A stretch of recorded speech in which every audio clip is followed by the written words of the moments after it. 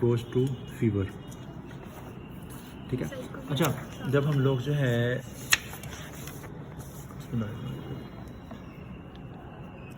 हमें फीवर का जब लफ्ज़ सुनते हैं ना, तो पहली चीज़ जो आती है जहन के अंदर वो है कि इन्फेक्शन होगा। ठीक है। लेकिन फीवर जो है ना वो वेस्कुलाइटिस, इन्फ्लेमेशन, ब्लीडिंग, इनकी मेलिग्नेंसी इनकी वजह से भी हो सकता है। ठीक है। अगर पेशेंट का फीवर मोर देन 3 वीक से हो रहा हो और पेशेंट को दाखिल हुए 2 दिन हो गए हों या 3 OPD विजिट्स भी उसका फीवर ना ठीक हो रहा, उसको कहते हैं फीवर ऑफ अननोन ओरिजिन। ठीक है। लेकिन अभी हम लोग सिर्फ इन्फेक्शन पे रहेंगे। बाकी ये भी जो काजेज़ हैं ना फीवर की, तो अन्य वाह काजेज़ हैं, lymphomas, autoimmune disease, malignancy, especially cell carcinoma, इनकी वजह से फीवर हो सकता है पेशेंट। और ऑटोइम्यून डिजीज़ जितनी भी हैं like SLE, vasculitis, rheumatoid arthritis, इनकी वजह से पेशेंट को फीवर हो सकता है। ठीक है। अच्छा जी, हमने फीवर सोच लिया कि आप इससे में आ गया कि इन्फेक्शन है, तो ऊपर से नीचे तक अगर हम लोग देखें, ब्रेन में मेनिंजाइटिस, कानों में ओटाइटिस, गले में फेरिंजाइटिस, टॉन्सिलाइटिस, लंग्स में निमोनिया, हार्ट में इन्फेक्टिव एंडोकार्डाइटिस, किडनीज के अंदर पायलोनेफ्राइटिस, एब्डोमेन में टाइफाइड फीवर, किडनी नीचे सिस्टाइटिस, ठीक है, लिवर एब्सेस, टंग में ओस्टियोमाइलाइटिस, जोड़ों में सेप्टिक आर्थराइटिस, रूमेटॉइड आर्थराइटिस, ठीक है, और स्किन के ऊपर सेलुलाइटिस, स्किन एब्सेस, कोई भी एरिसिप्लाज वगैरह। ठीक है। अच्छा, जब भी आपके पास पेशेंट का समझ बुखार है, तो बुखार के साथ ही अपने जहन में फ़ौरन ये काजेज़ आ रहे हैं। जब भी मैं काजेज़ को पढ़ाता होता हूँ तो काजेज़ में ये चीज़ करवाता हूँ कि हेड टू टो शुरू हो जाए, क्या क्या चीज़ें हो सकती हैं। अगर पेशेंट बेहोश है, मेनिंजाइटिस एन्केफेलाइटिस है, तो साथ उसको और क्या होगा, आपने अगला सवाल करना है, बुखार है कितने दिनों से है, कितना होता है, सुबह के वक्त होता है, शाम के वक्त होता है, ठंडे पसीने आते हैं, साथ मुसलसल हो रहा है, बुखार के साथ सर्दी लगती है कि नहीं लगती। ठीक है। उसके बाद बुखार के साथ और क्या मसला हो रहा है, कान बहते हैं, गले में दर्द है, बेहोशी तो नहीं, झटके तो नहीं लगे, पहचानता, ठीक है। आपको सवालों की समझ लग रही है ना। मेनिंजाइटिस एन्केफेलाइटिस ओटाइटिस फेरिंजाइटिस के मैंने सवाल पूछती है, साथ खांसी है आपको, साथ सांस लेने में मसला है, शॉर्टनेस ऑफ ब्रेथ, निमोनिया, ठीक है, पेट में दर्द है, जरकान तो नहीं हो गया, जरकान होना, पेट में दर्द होना, हेपेटाइटिस, लिवर एब्सेस, पेट में दर्द होना, डायरिया होना, क्या है समझो, ये क्या चीज़ है, टाइफाइड फीवर, ठीक है, मोशन लगना, गैस्ट्रोएंटेराइटिस, कोलाइटिस, ठीक है, जोड़ों में दर्द, कोई एक जोड़ सूजा हो, सेप्टिक आर्थराइटिस, जिल्द के ऊपर कोई निशान बना है, वहाँ पे एब्सेस कोई बन रही है। ठीक है। सबसे कॉमन काज फीमेल पेशेंट्स में, या वैसे भी हम लोगों को जिससे वास्ता बहुत पड़ता है, वो है UTI, कमर में दर्द, कमर की एक साइड पे दर्द, हाथ लगाने से दर्द, पेशाब में जलन, पेशाब जल के आता है, बार बार आता है, ठीक है, रुक रुक के आता है, पेशाब बिल्कुल रुक गया हुआ है, ठीक है।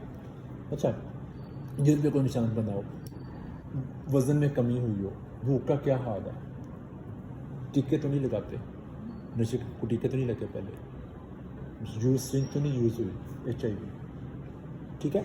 अच्छा, मलेरिया, घर किस जगह पे आपका, घर में कितने लोग रहते हैं, मच्छरों किससे वास्ता तो नहीं पड़ता, मच्छर आपके एरिया में मच्छर बहुत ज़्यादा तो नहीं है, आपके इलाके में कोई वबा तो नहीं फैली हुई, ठीक है। अब एक फीवर से अपने कितने सवाल आ गए, ठीक है, ऊपर से नीचे तक। अच्छा, जब भी हम लोग किसी पेशेंट को इसके लिए फीवर के लिए पूछना शुरू करते हैं ना, तो हेड टू टो ये सारे क्वेश्चन पूछ लिए, और उससे आपको आइडिया हो गया कि मैंने कौन से इन्फेक्शन को मैं डील कर रहा हूँ, समझे नहीं, क्योंकि आपने इस पेशेंट को एंटीबायोटिक लिख के देनी है। जब भी किसी पेशेंट को एंटीबायोटिक आपने लिख के देनी हो, तो एंटीबायोटिक्स के असूल होते हैं कुछ। एंटीबायोटिक का क्या असूल होता है कि किस इन्फेक्शन के लिए दी जा रही है, विच इन्फेक्शन,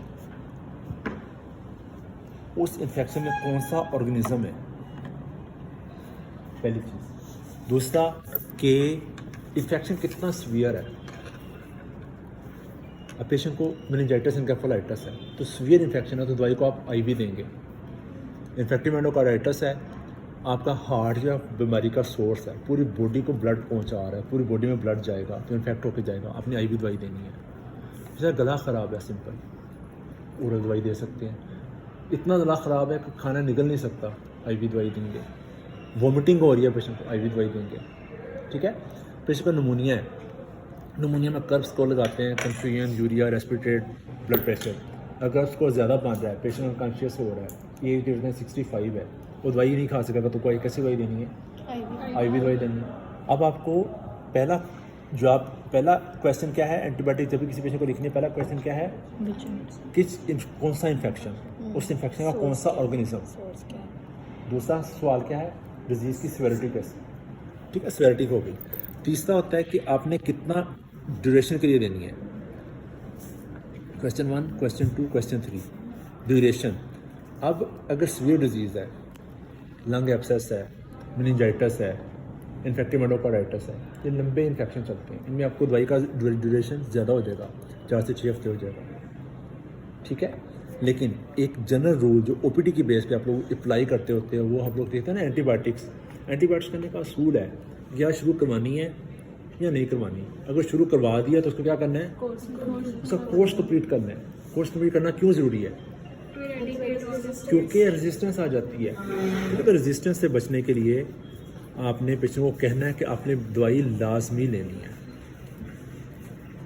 ठीक है। अच्छा, इसका ये असूल होता है कि पेशेंट को जिस दिन फीवर टूटा है ना, फीवर ख़त्म हुआ है, जिस दिन फीवर ख़त्म होने के 72 आवर्स तक आपने दवाई लेनी है। एक जनरल रूल है। अगर पेशेंट को एंटीबायोटिक्स शुरू हुई है, एंटीबायोटिक्स जब काम करती हैं तो बैक्टीरिया टूटना शुरू होते हैं, टूटते हैं तो पेशेंट को फीवर सबसाइड होना शुरू हो जाता है। सबसाइड होता है, पहले कम होता है, कम जिस दिन ख़त्म हुआ है उसके 72 आवर्स तक अपने दवाइयाँ लेनी है। एक जनरल रूल बना लें, ठीक है। आप लोग लिखते थे ना दवाई, एजोमैक्स है 500 mg OD फॉर 5 days, या सिप्रोफ्लॉक्सासिन है फॉर 7 days। आप इस तरह दवाइयाँ लिखते होते हो। इसका ये हम लोग अपने ज़हन में सोच रहे होते हैं कि यार अगले 3 दिन में बुखार ठीक हो जाएगा, अगले 4 दिन में, तो अगले 3 दिन चलो एंटीबायोटिक एक्स्ट्रा चली जाएगी, ठीक है। तो क्या असूल है कि जिस दिन फीवर ख़त्म हो उसके 72 आवर्स आफ्टर तक आपने दवाई देनी है पेशेंट को, ठीक है। अच्छा, अब एज जनरल रूल अगर हम लोग थोड़ा सा एंटीबायोटिक्स ऑर्गेनिजम्स का ओवरव्यू लें, तो ऑर्गेनिज्म मेनली क्या क्या हैं? ग्राम पॉजिटिव है, ग्राम नेगेटिव है, ठीक है। एनेरोब्स हैं और फैकल्टेटिव इंटरसेलुलर है, इंटरसेलुलर। और ग्राम पॉजिटिव, नेगेटिव, एनेरोब्स में क्या चीज़ कॉमन है? एक सेल वॉल, ठीक है। इंटरसेलुलर ऑर्गेनिज्म में क्या खास बात है? नो सेल वॉल, ठीक है। अगर हम एंटीबायोटिक्स को ऊपर से शुरू करें तो पेनिसिलिन, सेफ्लोस्पोरिन, ठीक है। फिर आगे क्विनोलोन्स, अमाइनोग्लाइकोसाइड्स, मैक्रोलाइड्स,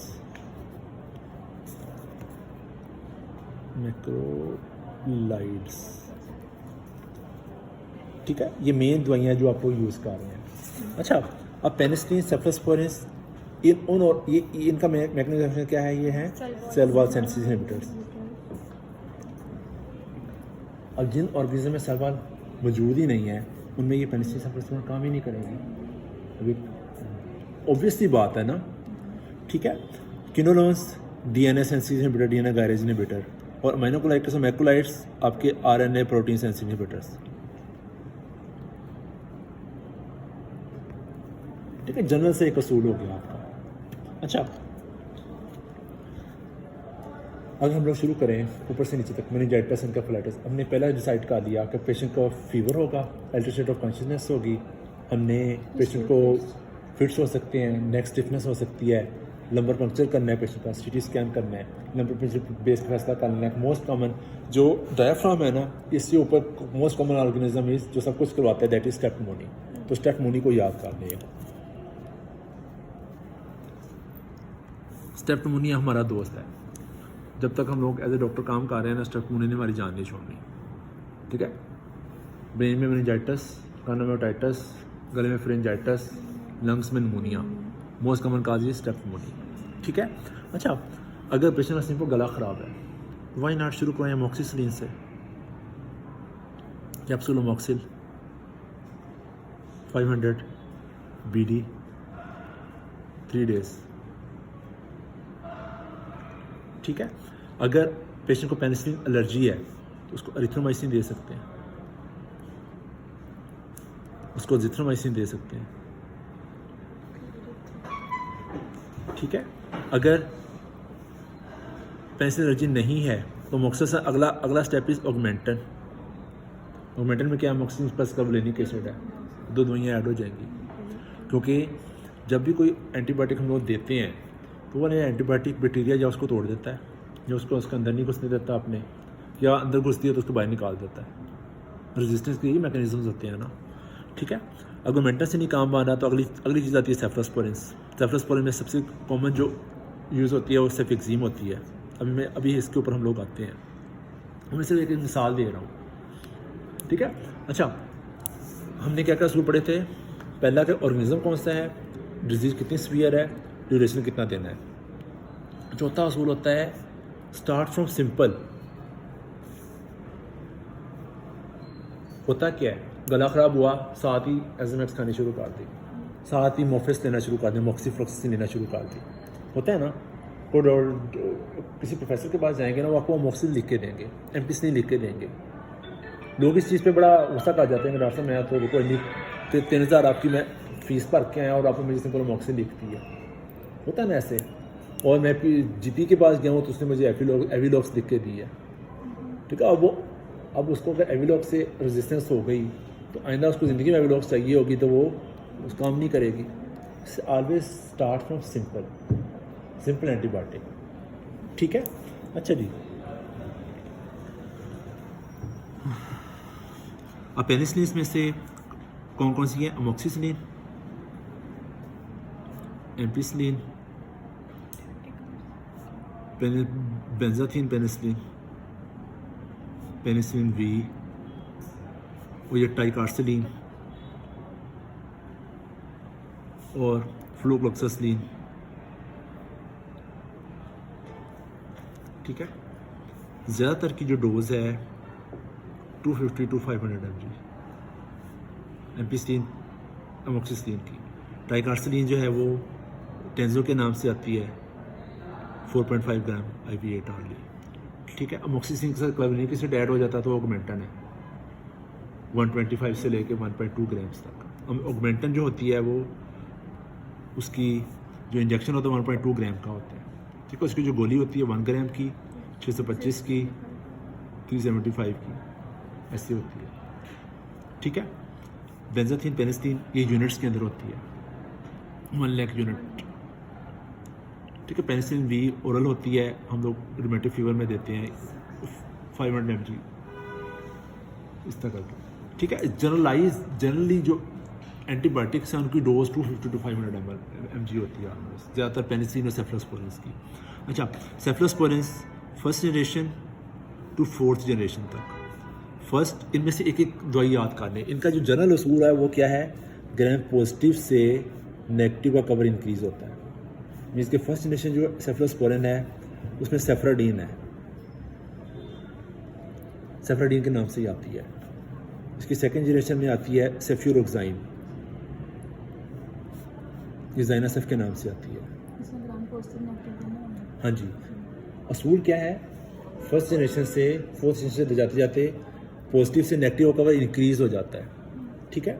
जो 3rd जनरेशन है ये सबसे कॉमनली यूज दवाइयाँ हैं वार्ड्स के अंदर, इसमें सारी टी वाली आती हैं, सेफ्ट्रिएक्सोन, सेफ्टेजिडीन,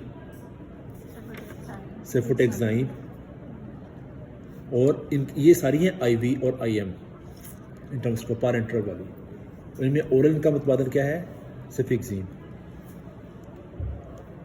सेफ्स्पैन के नाम से आती है, कैरिसेप। सबसे बच्चों का चूरन कहते हैं उसको। जो बच्चे कोई किसी भी मसले के साथ जाते हैं पहला काम उसको सेफिक्सिन शुरू करवाते हैं, कैरिसेप शुरू करवाते हैं, उसके बाद अगली को बात करते हैं, ठीक है। हालांकि ये अच्छी प्रैक्टिस नहीं है, बच्चों में ज़्यादा इन्फेक्शन वायरल इन्फेक्शन की वजह से हो रहे होते हैं, ठीक है। वो खुद वो ठीक होने होते हैं, ठीक है। 4th जनरेशन में सेफिपाइन, अब ये ब्रॉड स्पेक्ट्रम एंटीबायोटिक है, पॉजिटिव का कवर भी करेगी, नेगेटिव का कवर भी करेगी, ठीक है।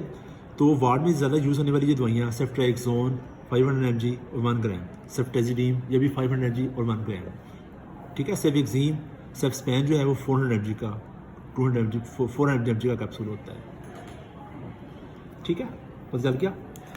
अच्छा जी, फिर आते किनोलॉन्स। किनोलॉन्स क्या है मेन काम? DNA gyrase inhibitor. DNA gyrase inhibitor quinolones किस नाम से आते हैं? Ciprofloxacin, moxifloxacin, levofloxacin, gemifloxacin, ofloxacin. ये भी सबसे कॉमनली यूज होने वाली दवाइयाँ हैं, ग्राम नेगेटिव को मेनली कवर करती हैं। ये सिप्रोक्सन के नाम से, मॉक्सी जो है वो मोफेस्ट या एविलॉक्स, इसका जो एविलॉक्स के नाम से, ठीक है। लिवो जो है लीवफ्लॉक्स के नाम से, जेमीफ्लॉक्सासिन इसी कम यूज़ होती है, ओफ्लॉक्सासिन ओफ्लोबिट के नाम से, ठीक है। ये 200 जो सिप्रोफ्लॉक्सासिन है 500 mg और 250 mg, जैसे मैंने आपको कहा कि जनरल रूल। मॉक्सीफ्लॉक्सासिन 400 mg, लीवफ्लॉक्स भी 250 और 500, ठीक है। ओफ्लोबिट भी मेरे ख्याल 200 और 400 ही होती है, ठीक है। अच्छा, फिर आती हैं मैक्रोलाइट्स। मैक्रोलाइट्स क्या है? अरिथ्रो, क्लेरिथ्रो और अजिथ्रो। इन सब का मैकेनिज्म एक्शन भी एक जैसा है, इनके साइड इफेक्ट्स भी एक जैसे हैं और इनका कवर भी एक जैसा है। फ़र्क क्या है? अरिथ्रो दिन में 4 दफ़ा देनी पड़ती है, क्लेरिथ्रो 2 दफ़ा देनी पड़ती है और अजिथ्रो 1 टाइम देनी पड़ती है। डोज इनकी भी वही है 250 500, ठीक है। इन सब में क्या फ़र्क है? अरिथ्रो, क्लेरिथ्रो और अजिथ्रो में ये ये दिन में 4 दफ़ा, वो बंदा खाएगा नहीं ना 4 दफ़ा दवाई खाना मुश्किल होता है ना। हमें कोई दवाई कोई प्रिस्क्राइब कर दे, खानी पड़ जाए तो मुसीबत पड़ जाती है।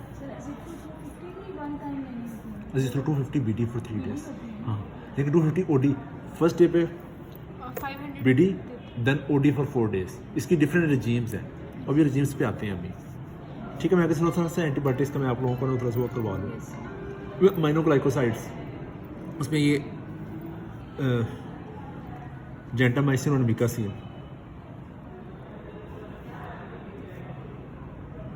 जेंटिसिन के नाम से आता है 80 mg का इंजेक्शन, और मिकासिन जो है वो ग्रेसिल के नाम से आता है। ये भी इंजेक्टेबल होता है, इंट्रामस्कुलर आईवी होता है, ठीक है। अच्छा, फिर टेट्रासाइक्लिन। टेट्रासाइक्लिन में प्रोटीन सेंसिटिव इनहिबिटर है। ये डिफरेंट आरएनए के डिफरेंट कंपोनेंट्स को कार्य होते हैं। एक 30S को करता है, एक 70S को करता है, ठीक है। जिन ऑर्गेनिजम्स के अंदर सेल वॉल नहीं होगी उनमें प्रोटीन सेंसिस और डीएनए सेंसिटिव इनहिबिटर्स काम करेंगे। जिनके अंदर सेल वॉल है उनके अंदर आपकी पेनिसिलिन सेफ्लोस्पोरिन काम कर लेंगे, ठीक है। टेट्रासाइक्लिन में डॉक्सीसाइक्लिन बड़ी मशहूर है, हम लोग यूज़ कम करते हैं, लेकिन डॉक्सीसाइक्लिन बड़ी इंपॉर्टेंट दवाई है, ठीक है। डॉक्सिन, टेट्रासाइक्लिन, टेगिसलिन। अच्छा,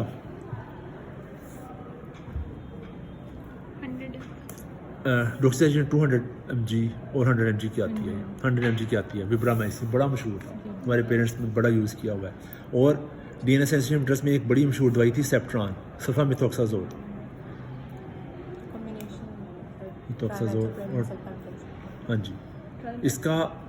इसका जो साइड इफेक्ट की वजह से, इसकी वजह से लोगों को ना स्टीवन जॉनसन हुआ, कुछ प्लास्टिक एनीमियाज हुए। क्लोरोफेनिकॉल बड़ी इंपॉर्टेंट दवाई होती थी, तो मैंने उसका क्लोरोफेनिकॉल का ना ये प्लास्टिक एनीमिया देखा हुआ है, तो ये प्लास्टिक एनीमिया की वजह से वापस नहीं आते लोग, वो बंद हो गई। हालांकि उसका जो कवरेज है ना आज की मुख्तलिफ से ज़्यादा अच्छा कवरेज है उसका, ठीक है। आपने बताया क्लोरोफेनिकॉल टाइफाइड में, हाँ, ठीक है। सल्फामेथोक्साजोल ये आपकी डीएनए सेंसिटिव इनहिबिटर है, तो किस नाम से आती है?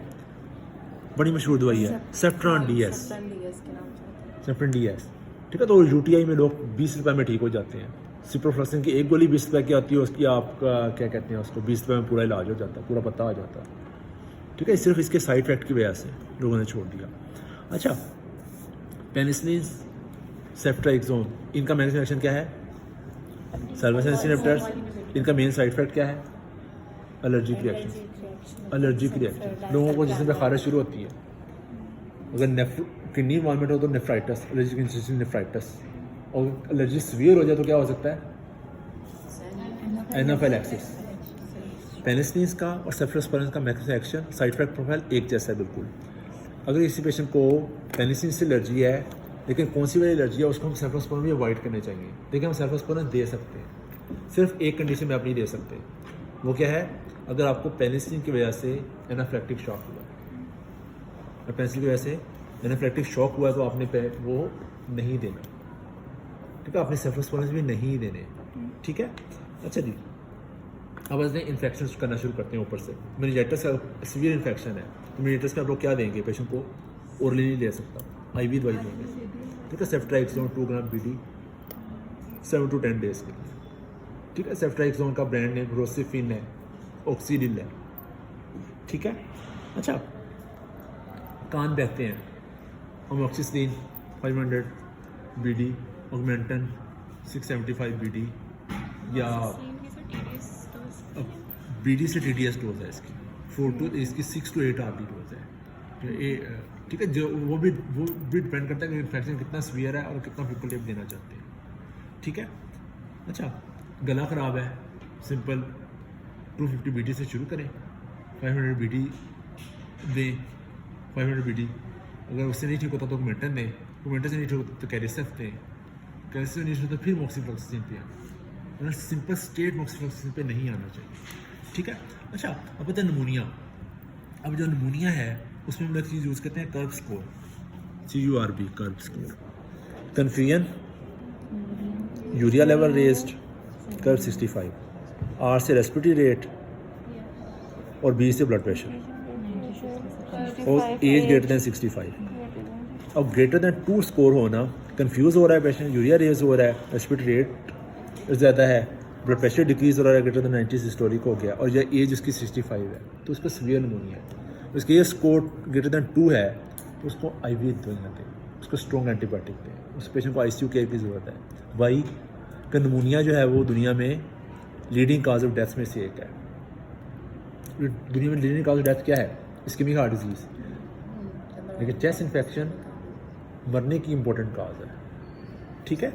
अच्छा जी, इस वजह से जब आपके पेशेंट आए कफ के साथ, स्पुटम के साथ, फीवर के साथ, तो उसका कर्व 65 निकाल लिया करें, ठीक है। उसके बेस पे अपने फैसला करना होता है कि मैंने यार इसको ओरल दवाई देनी है, इसको दाखिल करना है, तो इसको मैंने IV दवाइयाँ शुरू करवाई, ठीक है।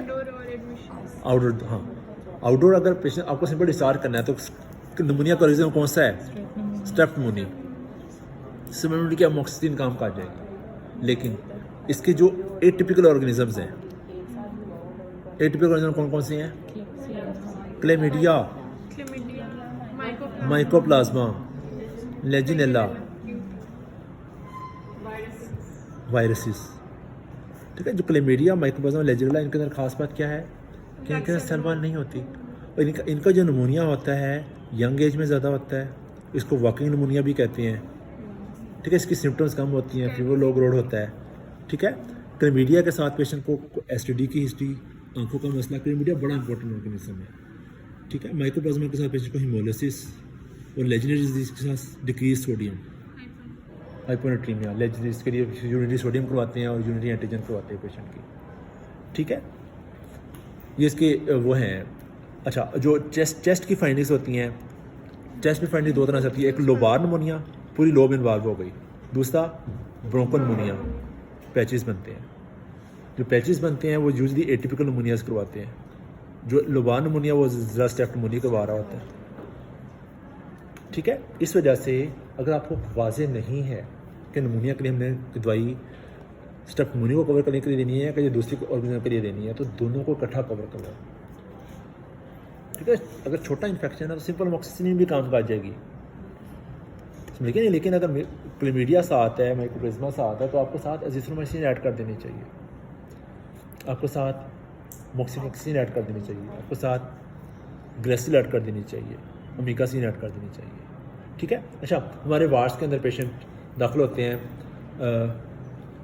पेशेंट को फिट्स पड़े, फिट्स में क्या होता है, अनकॉन्शियस होता है, वॉमिटिंग हुई, वॉमिटिंग एस्पायरेट कर ली, तो मुंह के अंदर एस्पायरेशन के साथ 2 मसले होते हैं पेशेंट को, एक तो उसको जो एस्पायरेट है उसके अंदर एसिड होगा, वो स्टमक से आया हुआ है तो केमिकल इंजरी लंग्स को हुई, दूसरा काम क्या हुआ है, आपके मुंह से होके आया है तो क्या होगा, एनरोब्स आए।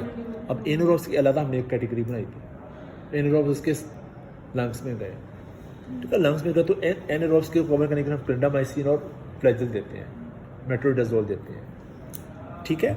तो नमूनिया का क्या क्या असूल है? कर्व 65 निकालना पहला, जब 65 निकालने के बाद ग्रेटर दैन 2 स्कोर है तो IV दवाइयाँ देनी है। अगर कर्व 65 लेस दैन 2 है ओरल दवाइयाँ देनी है। ओरल दवाई सिंपल से लेके सिंपल अमोक्सिसिलिन, एजिथ्रोमाइसिन, या अगर एक ही दवाई देनी है तो मोक्सीफ्लॉक्सासिन, लेवोफ्लॉक्सासिन। ठीक है, डोज आपको मैंने पहले बता दी। लेवोफ्लॉक्सासिन 250 और 500 mg, मोक्सीफ्लॉक्सासिन 200 और 400 mg। ठीक है। अच्छा जी, अगर एक पेशेंट को निमोनिया है, वो ठीक नहीं हो रहा, तो क्या हो गया?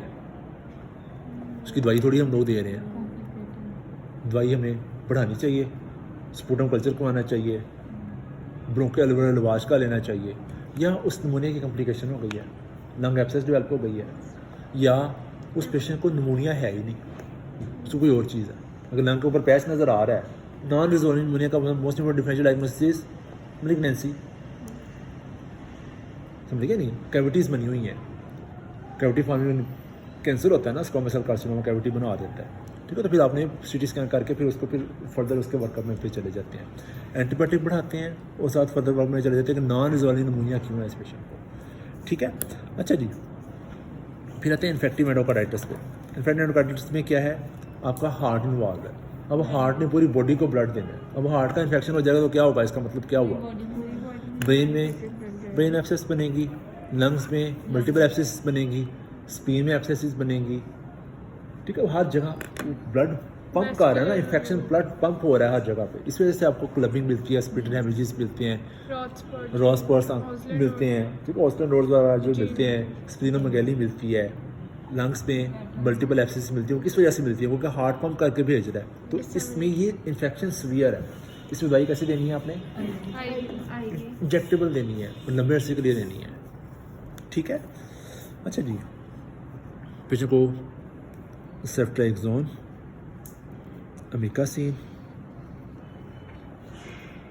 जेंटामाइसिन,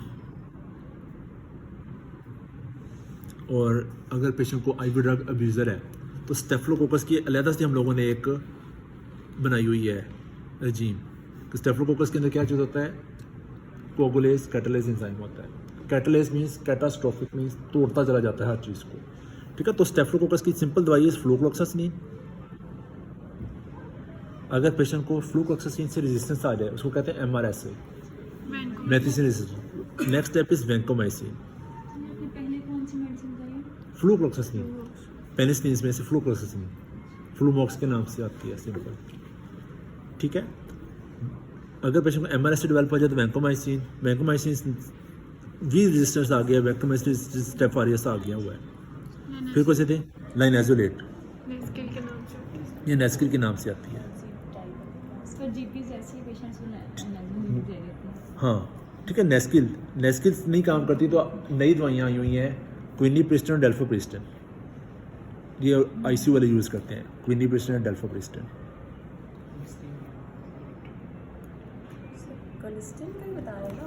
प्रिस्टन डेल्फोप्रिस्टन, क्विनीप्रिस्टन डेल्फोप्रिस्टन। ठीक है, तो ये स्टेफोरियस के लिए दवाइयाँ होंगी अलहदा से। एक स्टेफिलोकोकस को हम अलहदा से देखते हैं, और एक हम लोग जो है ना वो क्या कहते हैं उसको, वो जो है सूडोमोनास, इसको हम अलहदा से देखते हैं। सूडोमोनास किन लोगों में होता है? क्रोनिक लंग डिजीज़ हो, बर्न का पेशेंट हो, हॉस्पिटल का इन्फेक्शन हो। अगर निमोनिया है, पेशेंट जो है उसको हॉस्पिटल में दाखिल होने के 3 दिन के बाद उसको कफ फीवर शुरू हो गया। इसका क्या मतलब हुआ? उसमें कोई निमोनिया हो गया उस पेशेंट को। ठीक है, तो वो गंदे वाला निमोनिया होगा, उसमें इस तरह के ऑर्गेनिजम्स होंगे, बैक्टीरियोइडिस, सूडोमोनास, क्लेब्सियला, इस तरह की चीज़ें, मोरिज़ेला कैटरस, एसिनोबैक्टर। अगर पेशेंट वेंट पे चला गया, उसकी अलहदा से वेंटिलेटर एसोसिएटेड निमोनिया एक बहुत बड़ा टॉपिक है। फिर वेंटिलेटर एसोसिएटेड निमोनिया हो जाएगा आप, ठीक है, आप थोड़ा सा आपके लेवल से ऊपर बात चली जाती है। सूडोमोनास को भी हम लोग अलहदा से, आपको सूडोमोनास की दवाइयाँ याद हों, हम लोग किनोनोज में से इसमें किनोनोज में सिप्रोफ्लॉक्सिन कवर करती है इसको, पेनिसिलिन में से टैजोसिन, टाइकार्सोनिन। ठीक है, और सेफ्लोस्पोरेज़ में सेफ्टेजिडीन। इनको हम एंटी सूडोमोनाल मेडिकेशंस कहते हैं। ये अलहदा से पूरी कैटेगरी है। तो सूडोमोनास का किसी पेशेंट में सस्पेक्ट करें तो हम इनमें से कोई दवाई देंगे, सिप्रो, टेंजो और सेफ्टेजिडीन। सेफ्ट्रोक्साइड में सेफ्टेजिडीन, बाकी सेफ्ट्राइक्सोन और सेफ्ट्रोक्साइड इसको कवर नहीं करती। ठीक है, अच्छा जी, मीनोनम और उसके भी हम लोगों ने बात नहीं की, टाइनम और मीनोनम के भी हमने बात नहीं की। वो बेसिकली वो ब्रॉड स्पेक्ट्रम आ जाती है, वो एक बंदे को गोली से मार दो, उसको पूरे तोप से मार दो। ठीक है, अच्छा जी, स्टेफ्लोकोकस की बात हो गई, स्यूडोमोनास की बात हो गई। अब आ जाते हैं हम लोग, हमारे यहाँ तक हो गया ना, निमोनिया हो गया, इन्फेक्टिव एंडोकार्डिटिस हो गया। अब पेट में आ जाए, अब अगर पेशेंट को फीवर है, साथ उसको वॉमिटिंग है, लूज मोशन है। अब लूज मोशन फीवर है तो आपने सबसे इंपॉर्टेंट चीज़ क्या चीज़ देखनी है? इन्फ्लेमेटरी। सबसे इंपॉर्टेंट जो क्वेश्चन आता है ना, science of dehydration. Science of dehydration, fever, bleeding पर रेक्टम, और पेशेंट को एक्सट्रीम्स ऑफ एज हो, बहुत छोटा बच्चा है या बहुत बुजुर्ग आदमी है। क्योंकि जब किसी पेशेंट को डायरिया हो ना, तो उसने अपने ये फैसला करना होता है कि मैंने इसको एंटीबायोटिक देनी है कि नहीं देनी। और एंटीबायोटिक्स का फैसला इन क्वेश्चंस के बेस पे होता है। अगर पेशेंट डिहाइड्रेटेड है तो एंटीबायोटिक लाजमी देनी है, अगर मोशन में खून आ रहा है तो एंटीबायोटिक देनी है। ठीक है, अगर फीवर हो रहा है तो इसके बाद इन्फेक्टिव डायरिया है, फिर आपने देनी है। क्योंकि ज़्यादातर डायरिया हम लोगों को क्या होता है, वैसे कोई चीज़ का ये क्योंकि वो एक दो चार मोशन आए वो ठीक हो गया, फिर ज़्यादातर वायरल होता है। लेकिन इन 5 में से चीज़ें हों, सीवियर क्रैम्पिंग पेन, एक डायरिया होता है तो पेट में मरोड़ उठता है, ये ऐसा मरोड़ को जो आपको बैठने ना दे, तो ये इंडिकेशंस हैं डायरिया के पेशेंट में एंटीबायोटिक्स की। ठीक है, तो सिंपल इसके लिए आपके पेशेंट को सिप्रोफ्लॉक्सासिन और मेट्रोनिडाजोल, मेट्रोनिडाजोल में फ्लैजल के नाम से, जो फ्लैजल आपकी सबसे मशहूर दवाई है। ठीक है, सिप्रोफ्लॉक्सासिन 500 BD और फ्लैजल 400 TDS। अगर पेशेंट ओरल ले सकता है तो ओरल दे दें, वरना उसको आईवी दे दें। आईवी किन महीनों में देना जरूरी हो जाता है? वॉमिटिंग हो रही, गैस्ट्रोएंटेराइटिस है ना, वो पेट में ठहरेगा ही नहीं। फिर वो डिपेंड करता है ना, मैंने आपको जो शुरू में असूल बता दिया एंटीबायोटिक्स के सिवियरिटी कितनी है। डिजीज सीवियर है तो आईवी देना है, अगर कम सीवियर है तो ओरल देना है। ठीक है, अच्छा जी, गैस्ट्रोएंटेराइटिस में लग गई। लिवर एब्सेस, लिवर एब्सेस कहाँ कैसे बनती है? 2 तरह की होती है, अमेबिक और बैक्टीरियल। बैक्टीरिया पेट में इन्फेक्शन होगा, लिवर ने उसको ड्रेन करना है, क्योंकि लिवर की सारी सप्लाई कहाँ से आती है? पोर्टल वेन से, पोर्टल वेन और आपकी हेपेटिक आर्टरी से। तो सारा ब्लड ड्रेन होकर लिवर में जाता है, तो एब्डोमेन में कोई भी इन्फेक्शन होगा, लिवर एब्सेस हो सकती है। ठीक है, तो अगर लिवर एब्सेस है, तो अगर वो अमीबिक है तो उसके लिए एंटीमीबिक मीन्स के फ्लैजल देंगे आप, प्रेमोमाइसिन देंगे, डाइलॉक्सिनाइड फुरुएट देंगे।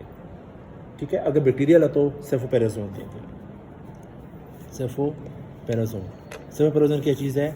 ये भी थर्ड जनरेशन सेफ्लोस्पोरिन है, सुल्जोन के नाम से आता है, बड़ा मशहूर इंजेक्शन है। हाँ जी, सेफोपेराजोन, CMDT में ये लिखा हुआ है। ठीक है, सुल्जोन के नाम से आता है। ठीक है, अगर पेशेंट की liver abscess greater than 5 centimetre हो गई, right lobe of the liver में हो गई, या पेशेंट की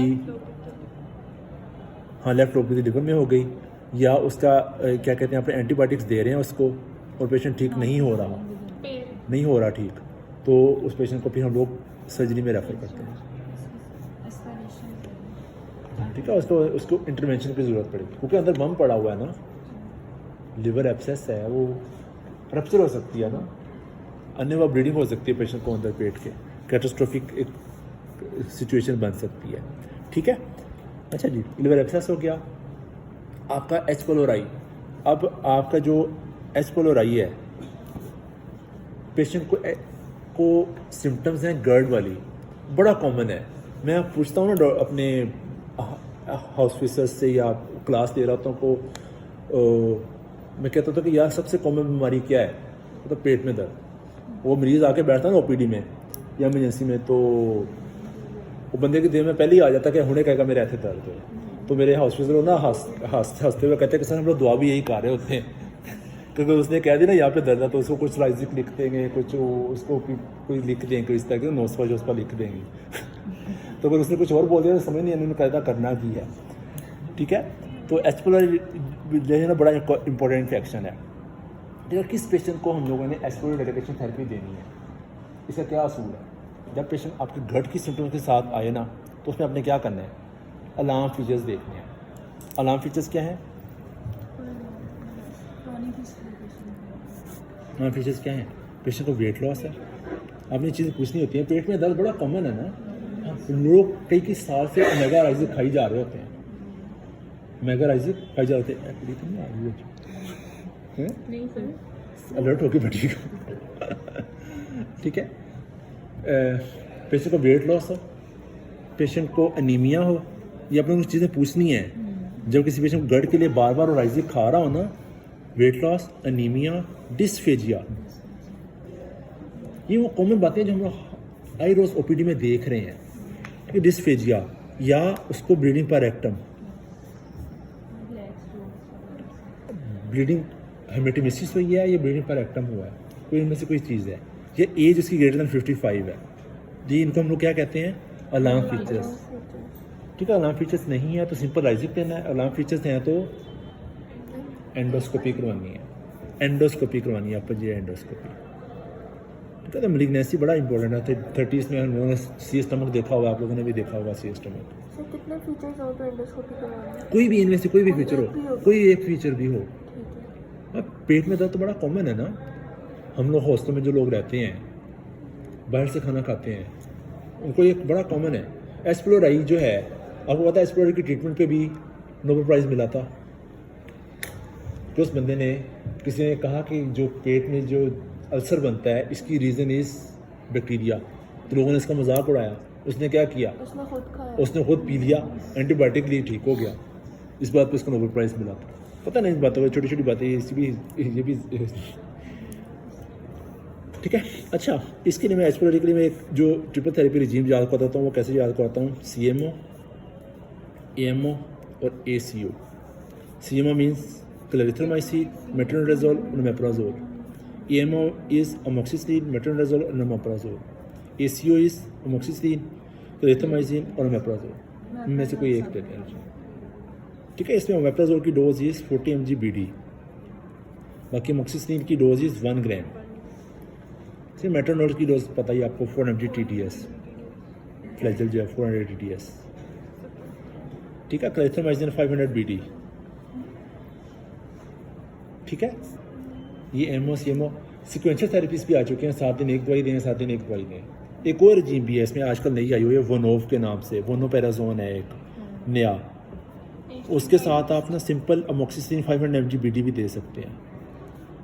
ये मैंने एक पेशेंट को लिख के दे दी, ऊपर मैंने सिर्फ लिखा है एस्प्लोरेटरी रेडिकेशन थेरेपी, और मेरी ये जो प्रिस्क्रिप्शन है ना वो वायरल हो गई कि डॉक्टर अब्दुल बासित ने ये लिख दिया किसी पेशेंट को, पता नहीं ये कौन सी रजीम है। वो कहते हैं कि आपने आप कितने बड़े डॉक्टर कहते हैं लोग इनको, तो ये इसने क्या लिखा हुआ है। फिर मैंने नीचे इसकी ना स्टडी जो है ना वो उस बंदे को जिसने मुझे भेजी थी तस्वीर उसको भिजवाई, मैंने कहा ये भी है इसका सबूत। ठीक है, वोनोपेराजोन 20 mg OD, amoxicillin 500 mg BD, छोटी सी रजीम है। इसमें वैसे को अब क्लैरिथ्रोमाइसिन आप एक गोली खा लेना, मैंने एक दिन खा ली, मैंने गला ख़राब था, मैंने खा ली, रात में उठ के बैठ कर मैंने मुझे क्या हो रहा है, मेरा मुंह सख्त कड़वा हुआ था। एंटीबायोटिक खाना आसान काम है, एंटीबायोटिक खाना बड़ा मुश्किल काम है। तो खुद खाइए ना, बंदे को पता चलता है। मरीज का ना फ्लैजल खाना शुरू कर दें, फ्लैजल इंड्यूस मैंने न्यूरोपैथी देखी हुई है, हमने एंटीबायोटिक्स के सारे साइड इफेक्ट्स देखे हुए हैं, अब यकीन माने। एलर्जिक रिएक्शन तो बड़े कॉमन है ना, antibiotic associated diarrhoea, antibiotic leading to nausea vomiting, antibiotic के साथ वैंकोमाइसिन का रेडमैन सिंड्रोम, हमने किनोनोन्स की, हमने वो इनके स्टीवन जॉनसन इसके देखे हुए हैं, सेप्ट्रान के स्टीवन जॉनसन, क्लोरोफेनिकल का ये प्लास्टिक एनीमिया। ठीक है, ATT का एक्यूट हेपेटाइटिस, न्यूरोपैथी, इसका रेड कलर का यूरिन, ये तो आप लोगों ने भी देख लिया होगा। ठीक है, एंटीबायोटिक्स के ना साइड इफेक्ट्स इंपॉर्टेंट है। ठीक है, अच्छा जी, हम लोग कहाँ पे थे, यहाँ पेट तक पहुँच गए, लिवर एब्सेस और एस्पर रेडिकेशन थेरेपी हो गई, और अब आता है सिस्टाइटिस, UTI बहुत इंपॉर्टेंट। आप लोगों के कैरियर में सबसे ज़्यादा जो केसेज आप लोग जो देखेंगे ना वो UTI के देखेंगे। ठीक है, अब UTI 2 तरह का होता है, कैसे, lower UTI and upper UTI। Lower UTI means urethritis, cystitis. Urethritis होगा, पेशेंट पेशाब करते हुए जलन होगी। सिस्टाइटिस आपका ब्लैडर जो है वो इन्फ्लेम्ड है, इरिटेट करेगा, मुझे बार बार वॉशरूम जाना पड़ता है। पेशाब उसको यूरिन जो है वो वहाँ पे इरिटेशन करेगा तो बार बार भागेगा पेशेंट, फ्रीक्वेंसी हो जाएगी, अर्जेंसी हो जाएगी, ठीक है। और कॉम्प्लिकेटेड यूटीआई क्या है, अपर यूटीआई पाइलोनेफ्राइटिस। अब पाइलोनेफ्राइटिस पेशेंट को हो गया है तो दवाई कौन सी देंगे, और इन्फेक्शन सीवियर हो गया आईवी देंगे, ज़्यादा देंगे। अब पता चल गया ना क्यों मैंने सिग्निफिकेंट शुरू में बता दिया था कि हर इन्फेक्शन का सिवियरिटी पे डिपेंड करता है। अब किसी पेशेंट को सिंपल यूटीआई है, ख़वातीन में बड़ा कॉमन है, बड़ी प्रेजेंटेशन मैंने देखी है, पेशाब रुक गया, पेशाब जल के होता, पेशाब बार बार आ रहा, कमर में दर्द, लड़कियां कहती रहती हैं कमर में दर्द, कमर में दर्द, कमर में दर्द, ठीक है। तो उनका अंडरलाइन यूटीआई चल रहा होता है, ठीक है। तो एक मरीज़ है, उसका पेट में दर्द था, फिर मैं यही सोच रहा था कि इसको ना खाना बाहर से खाती होगी, तो मैंने कहा था खाना कहाँ से खाती है, वो मेरी तरफ ऐसे देखती रही जैसे ना पता नहीं डॉक्टर को क्या हो गया, कहती यहाँ से। मैंने कहा जवाब तो सही है। मैंने कौन सा कहा तुम नाक से खाना खाती हो, तो अल्लाह ताला ने माफ़ी दो, एमजी ट्यूब डली हो तो नाक से भी खाना खा लेते हैं, खिला देते हैं, तो ठीक है। पाइलोनेफ्राइटिस सिस्टाइटिस समझ लगी नहीं, अगर सिंपल यूरिथ्राइटिस सिस्टाइटिस होता है आपने एक पेशेंट सिप्रोफ्लोक्सासिन एक गोली खाता है तो ठीक हो जाता है, मैंने ये भी नोट किया, एक गोली से भी पेशेंट ठीक हो जाता है, ठीक है। तो सिस्टाइटिस यूरिथ्राइटिस के लिए आपने सिंपल सिप्रोफ्लोक्सासिन देनी है। यूटीआई के लिए फ्लैजल, यूटीआई के लिए यूजुअली फ्लैजल की जरूरत नहीं पड़ती है आपको। हाँ, पाइलोनेफ्राइटिस वो पेशेंट को उसको उल्टियाँ शुरू हो जाती हैं, हमें लगता है, अभी मुझे एक पेशेंट ने कॉल की कि मुझे ना वॉमिटिंग हो रही है, तो बड़ी दफ़ा ऐसे होता है कि वॉमिटिंग वाले पेशेंट्स आते हैं आपके पास, आप हमेशा उसका पेट ठीक करते रहते हो, हालांकि वॉमिटिंग जो आपकी रेज आईसीसीपी से भी हो जाती है, आपके कान दुखने से वॉमिटिंग स्टार्ट हो जाती है, समझे, आपको बस में चक्कर आते हैं उससे वॉमिटिंग स्टार्ट हो जाती है आपको। तो बच्चों में तो वॉमिटिंग बड़ी कॉमन, उनको कोई भी इन्फेक्शन होगा वॉमिटिंग स्टार्ट हो जाएगी, हमें लगेगा इसका पेट ख़राब है, हालांकि उसको अंडरलाइन कोई सेप्सिस चल रहा है, कोई इन्फेक्शन चल रहा है, ठीक है। यूटीआई की समय लग गई तो सिंपल सिप्रोफ्लोक्सासिन इसमें सबसे इंपॉर्टेंट दवाई है। बाकी इकोलाई है, प्रोटियस है, क्लेप्सियल है, इसके ऑर्गेनिज्म जो हैं उनकी बेस पे हम लोग पेशेंट की दवाई बढ़ा भी सकते हैं। सेफ्ट्राइजोन, पाइक्लोसिन, टाज़ोबैक्टम, अगर पाइलोनेफ्राइटिस हो गया हुआ पेशेंट, तो ओल्ड एज यूटीआई हो, सबसे इंपॉर्टेंट काम क्या करना है आप लोगों ने, ओल्ड एज यूटीआई तो क्या करना है, ओल्ड एज में यूटीआई सर कहते होते थे कब्र में लेके जाता है, तो कल्चर लास्ट में करवाना, ठीक है। सर एक एंटीबायोटिक फॉस्फोमाइसिन, हाँ आजकल फास्फोमाइसिन आई हुई है, हाँ वो बहुत अच्छी है, वो भी अच्छी चीज़ है। फास्फोमाइसिन ना सिर्फ यूटीआई में काम करती है बल्कि ये नमूनिया में भी काम करती है, ये मोनोराल सच्चे के नाम से आती है फास्फोमाइसिन, ठीक है। मोनोराल सच्चे, इसमें हम लोग पेशेंट को क्या कहते हैं कि एक सच्चे लो, 1.5 लीटर पानी में डालो, उसको पूरे दिन में पी लो, 3 दिन के लिए करो, ठीक है। अच्छा जी, यूटीआई हो गया, अब क्या चीज़ रह गई, स्किन के इन्फेक्शन, टाइफाइड फीवर।